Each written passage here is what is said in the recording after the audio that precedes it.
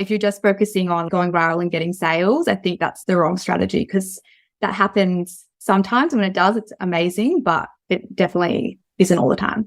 Hi, and welcome to the Bright Minds of E-commerce podcast. I'm Dana, founder of Bright Red Marketing, and after helping so many businesses in the e-commerce space over the years, I wanted to bring you the best advice Australian experts in e-commerce and e-commerce store owners had to offer. If you want relatable stories and actionable advice and the latest Facebook advertising strategies, you're in the right place. So let's get into today's episode. Today we're here with Michelle from Touché. Welcome, Michelle. Hi, so glad to be here. So good to have you on the show. So tell us a little bit about Touché and how you got started. So Touché is a sustainable bedding brand. We specialize in luxury bedding and sleep accessories made from eucalyptus. Wonderful. Our products are designed to not only be good for your sleep, your hair and your skin, but also to be kind to our planet. Where did the idea come from? I personally have always struggled with my sleep. And a few years ago, I was really struggling with insomnia. I was also struggling with breakouts on my skin as well. It led into the time when it was COVID-19 just starting. Things were just getting worse and worse. I had tried every single sleep product out there in the market, tried weighted blankets, supplements and everything, and nothing was really helping my sleep. One day I was doing online shopping, as a lot of us were during COVID. I was just looking for something else to help basically me sleep better. I came across an article that was talking about how silk pillowcases help with your skin, particularly acne on your cheeks, which was I was struggling with. So I started looking at silk pillowcases. Then I started looking at a plant-based alternative because for me personally, I wanted a plant-based version and there was just nothing out there. There was just nothing available. There was satin, but satin is often polyester, so it's not eco-friendly at all. It's also not very breathable, so it's not good for your skin. So yeah, I was like, oh, there's nothing here. And what am I going to buy? I recognized there that there was definitely a gap in the market. And I thought, if I'm looking for this, then other people must be as well. And that's where it all started. Amazing. What was that product development process like? Obviously you say you had a background in nutrition. Like, how do you go from that to launching a product-based business? I've got a bit of a mixed background, actually. I had a few different career paths before I landed on being a business owner. So I do have a background in nutrition, but at the time I was working in a job for the government. So completely not related to e-commerce or product development. So I did what I think most people do that have no idea how to start a brand, and just got on Google and got onto Alibaba and started reaching out to manufacturers and started just sampling from there. At that time, I didn't know what product I was going to use. So I tried a few different fabrics and then I landed on this eucalyptus fabric. And after sleeping on it, I was like, this is the one. That's so good. I know that eucalyptus has like medical kind of properties or medicinal properties. Does that help as well, or is it gone by the time it's in cheap? It's one of the main reasons it has so many benefits is that it's antibacterial. So yeah, eucalyptus is naturally antibacterial. So that helps prevent bacteria from growing. So that helps when you're sleeping on it as a pillowcase. It helps from acne causing bacteria from growing and causing breakouts. And it's also hypoallergenic. It's also really breathable. It's really cooling to sleep on. So it's this magic fabric, basically. I love it. So obviously being sustainable and ethical is really important to you. Do you have any tips for those who want to really embrace those things further? Because I feel like there is really a movement and a shift between being more sustainable and ethical as a brand. Yeah, definitely. I think for me, it's just a question whenever I'm purchasing something, if I can make a better choice. It's not about being perfect, but just if there is an option, and there are so many options these days, try to look for those options if you can that are going to be more sustainable. And it's just those little things add up. For me, you can purchase bedding that is not eco-friendly and it might be cheaper, but in the long run, you need to think about what's going to last. And so you're not purchasing so many different products. And yeah, I love that. I suppose we talk about slow fashion all the time, but I don't think anyone talks about slow bedding. No. We just talk about slow bedding and slow living, slow life. Yeah. And it's one of those things, we don't wear the same clothes every day, but we sleep in the same bedding. It's really important to have something that's going to be long lasting and you're not going to just be churning through it and purchasing new sheets every year. Yeah, for sure. Obviously, not coming from a business background, you've Googled all these things, you've got the business, you've launched it.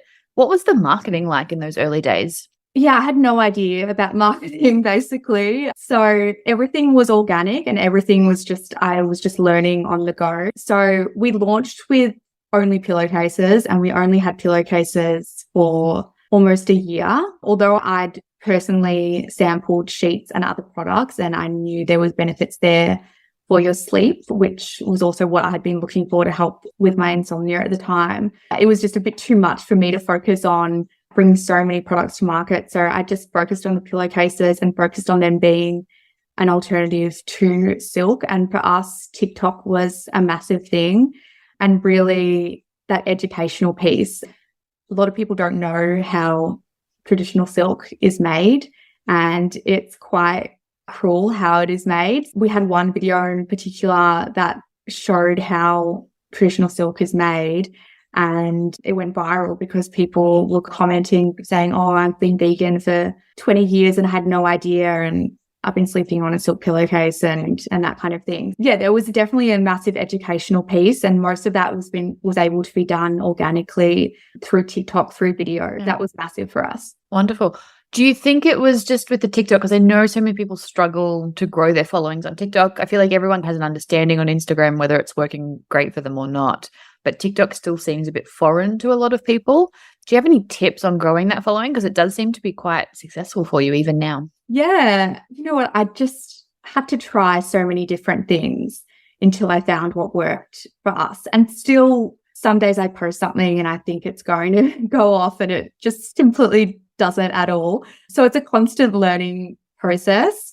But I think, yeah, just trying as much as you can and just being consistent as well. I think the more that you put out there, and I used to try to post every day, especially when we were growing, I think the more that you can put out there and you can figure out what's working for your brand, the better. And then you can just keep repeating what worked. Because most of the time, it's not really like Instagram and other apps where your followers see what you post. It's usually primarily new people that are seeing your content. So if it worked once, if you replicate it and just change it slightly, it's bound to work again. Yeah, that's really interesting. It's also good to know that sometimes even someone who has a successful brand like you does have a flop post on TikTok. Oh, yeah, definitely. I think a lot of people get it stuck in their heads that like every post has to go viral or it has to reach so many people. And it really doesn't. And even the big brands have posts that just do much and it's a bit crickety. And it depends what the video is. We've had some videos go viral and they don't really result in sales because it's more aspirational, like a business owner journey kind of video. And people love to see that, but it doesn't mean they'll necessarily purchase. But it's really great to build your community. If you're just focusing on going viral and getting sales, I think that's the wrong strategy because that happens sometimes. When it does, it's amazing, but it definitely isn't all the time. Yeah, I suppose that's just good business advice. If you're always focused on sales, people get annoyed anyway. Like you need to make sure you're covering a breadth of topics to make sure you're not just in people's faces 24/7. Yeah, definitely. And I feel like on TikTok, especially the consumers there, as soon as they can smell an ad, they're like, no, like not even 3 seconds. They know what's up. I think that's where a lot of people struggle is they just repurpose the content from Instagram or they get really salesy. So it's good to hear. You've also got an ambassador program. Tell us about that. How's it work? Do you find it works well? Any tips? We do. Originally, I was working with some influencers when we first launched, just with a gifting strategy.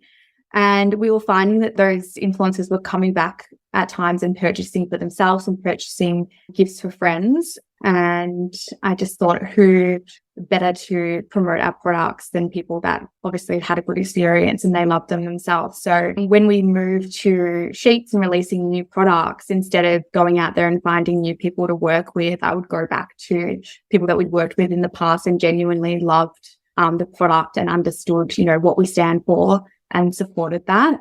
So I really do try to work with the same people again if I can. And even, if I see one of our customers shared a story or a reel and they've just done that because they love the product, then we'll definitely get in touch and see if we can work with them again with another product release. So that's kind of our strategy with our ambassador program.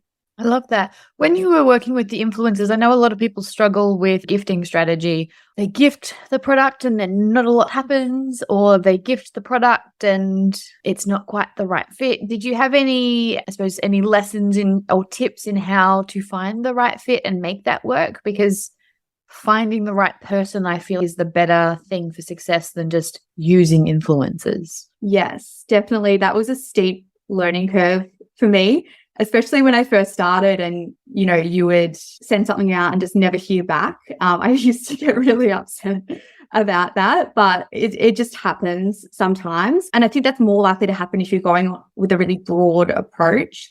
But if you find like-minded influencers or creators that have the same values as you, they are going to like the product. So they're less likely to do something like that, and they're more likely to just share it organically.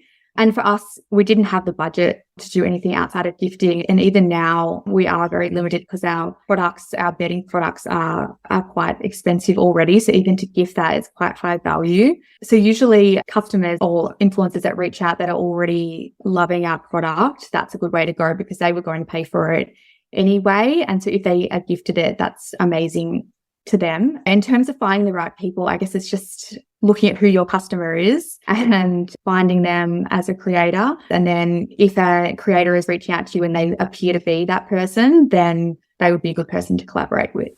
I love that. Did you have any sort of benchmarks in terms of followers? Because I do find that sometimes the smaller accounts tend to perform a little bit better. It depends what you're after. Are you after the content or are you after the exposure on their channel? Yeah, so initially I went for exposure because I think that used to work really well maybe a few years ago. And from my research, I thought that was the way to go because I had been watching YouTube videos and listening to podcasts a few years ago before I'd started.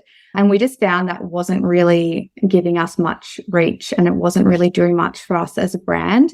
So then I really looked at the creator themselves and the content they were creating. And if it was on brand for us, we could have an influencer that has 100,000 followers, but if they post something that's not really on brand or they don't really understand our brand and they communicate a message that isn't quite right, that's not going to help us at all. But if they have a lot smaller following, but they create beautiful content and they understand our brand and they resonate with our values, then that's going to show on their page and the people following them are more likely to resonate with that content. And then it also will in turn work better for us to reshare as well.